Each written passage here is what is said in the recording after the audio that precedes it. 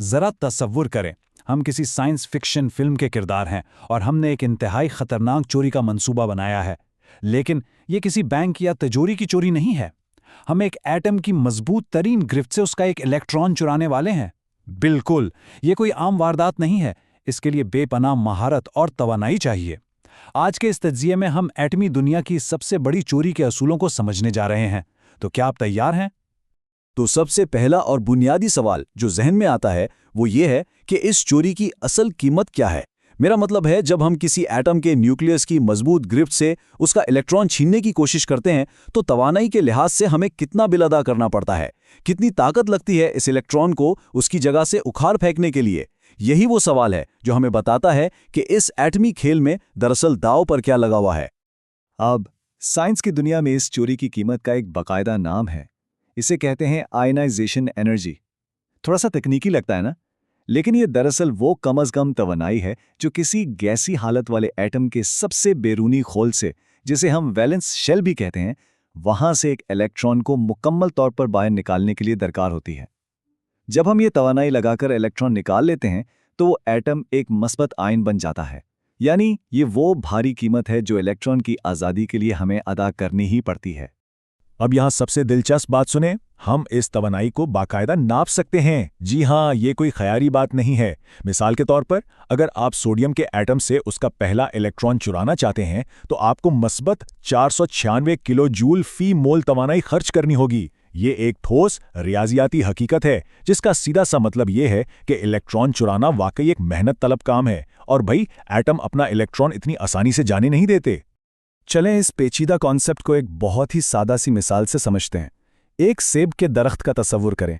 अगर एक एटम छोटा है ना, तो वो बिल्कुल एक छोटे और घने दरख्त की तरह है। वहाँ सेब तने के बिल्कुल करीब होता है और उसे तोड़ने के लिए आपको बहुत जोर लगाना पड़ता है। बिल्कुल इसी तरह छोटे एटम की आयोनाइजेशन एनर्जी बहुत ज़्यादा होती है। इसके बरक्स एक बड़ा एटम एक देवाएकिल फैले हुए दरख्त जैसा है। वहाँ सेब तने से बहुत दूर होता है। आप बस थोड़ी सी कोशिश करते हैं और सेब आसानी हाथ में आ जाता है। तो इस सारी बात का निचोड़ क्या निकला? एक सुनहरी उसूल जो हमें हमेशा याद रखना है, और वो ये है कि एटम जितना छोटा होगा, न्यूक्लियस की गिरफ्त उतनी ही मजबूत होगी और उससे इलेक्ट्रॉन चुराना उतना ही मुश्किल होगा। यानी हमें बहुत ज्यादा तवानाई दरकार होगी। ये उसूल केमिस्ट्री में बार बार दोहराया जाता है। बस ये याद रखें कि छोटा एटम, बड़ी रुकावट और बहुत ज्यादा तवानाई। तो अब वक्त है इस सेब के दरख्त वाली मिसाल को जरा बड़े पैमाने पर देखने का। आइए इसे पूरे पीरियाडिक टेबल के उसूलों पर लागू करते हैं।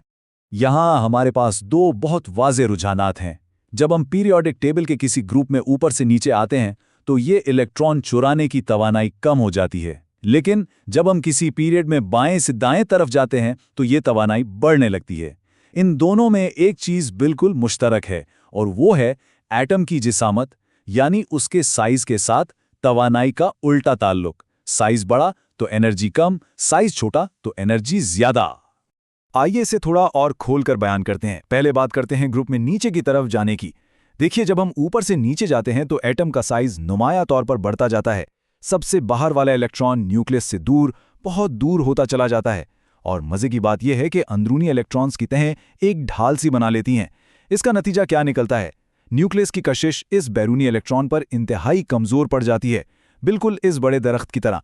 तो जाहिर है इस इलेक्ट्रॉन को चुराना बहुत ही आसान हो जाता है और बहुत कम तवानाई लगती है। लेकिन जरा ठहरिए, जब हम किसी पीरियड में बाएं से दाएं तरफ सफर करते हैं ना, तो कहानी बिल्कुल उल्ट हो जाती है। एटम का साइज सुकड़ने लगता है। इलेक्ट्रॉन्स के खोल तो वही रहते हैं, लेकिन न्यूक्लियस में प्रोटॉन्स की तादाद तेजी से बढ़ती है। अब इससे होता यह है कि न्यूक्लियस की मैग्नेटिक शेष बेहद ताकतवर हो जाती है और वो अपने इलेक्ट्रॉन्स को मजबूती से जकड़ लेता है। यही वजह है कि पीरियड में आगे बढ़ते हुए इस सख्त गिरफ्त को तोड़ने और इलेक्ट्रॉन चुराने के लिए हमें कहीं ज्यादा तवानाई की जरूरत पड़ती है। अच्छा, अब जरा जहन पर जोर दें। यहाँ हमारे सीखने के सफर का एक छोटा सा टेस्ट है, एक केमिस्ट्री चेक पॉइंट। तसव्वुर करें कि लिथियम जो ग्रुप 1A में बिल्कुल ऊपर है और सीजियम जो उसी ग्रुप में सबसे नीचे है। अगर इन दोनों का आमना सामना हो जाए तो किससे इलेक्ट्रॉन चुराना ज्यादा मुश्किल होगा? एक तरफ टॉप का एटम, दूसरी तरफ बॉटम का। कौन अपने इलेक्ट्रॉन की ज्यादा हिफाजत करेगा? सोचें जरा। और इस मुकाबले का वाज़ेह फातेह है लिथियम। जी बिल्कुल, ये हमें निहायत शानदार तरीके से बताता है कि साइज वाकई कितना अहम है। लिथियम का साइज सीजियम के मुकाबले में बहुत छोटा है, इसलिए इसका न्यूक्लियस अपने बैरूनी इलेक्ट्रॉन को बहुत करीब से और इंतहाई मजबूती से पकड़े रखता है, जबकि सीजियम एक बहुत बड़ा और फैला हुआ एटम है, वो अपना इलेक्ट्रॉन इतनी मजबूती से नहीं संभाल पाता। तो साबित हुआ कि फिजिकल साइज का ये फर्क ही वो असल वजह है जो तवानाई में इतना बड़ा फर्क लाता है। अब चलते हैं उस खेल के अगले और जरा मुश्किल मरहले की तरफ। क्या हो अगर हम एक नहीं बल्कि दूसरी बार भी चोरी करने का इरादा रखें? इस कठिन मरहले को हम कहते हैं सेकेंड आयोनाइजेशन एनर्जी। देखें, पहला इलेक्ट्रॉन निकालने के बाद जब आप उसी एटम से दूसरा इलेक्ट्रॉन निकालने की कोशिश करते हैं तो दरकार तवानाई पहले के मुकाबले में हैरानकुन हद तक ज्यादा होती है। मैग्नीशियम जैसे एटम्स में जो एक से ज्यादा इलेक्ट्रॉन खो सकते हैं, इस दूसरी चोरी की कीमत अचानक आसमान को छूने लगती है। यानी ये पहली चोरी के मुकाबले में बहुत बहुत महंगा सौदा है। तो सोचने की बात यह है कि आखिर ऐसा क्यों होता है। होता कुछ यूं है कि जब पहला इलेक्ट्रॉन छिन जाता है तो एटम के अंदर प्रोटॉन्स और इलेक्ट्रॉन्स का तवाज़न बिल्कुल बिगड़ जाता है। मनफी इलेक्ट्रॉन्स कम हो जाते हैं, लेकिन मुस्बत प्रोटॉन्स तो इतने ही रहते हैं ना। अब ये ताकतवर मुस्बत न्यूक्लियस बाकी बचे हुए इलेक्ट्रॉन्स को और भी ज्यादा जोर से अपनी तरफ खींच लेता है। जरा सोचिए, ये एक ऐसा तवाज़न है जो हमें मादे की नौइयत पर गहराई से गौर करने पर मजबूर कर देता है। गैर मुतवाज़न होने के बाद न्यूक्लियस की ये हैरान अंगेज ताकत वाकई कमाल है ना।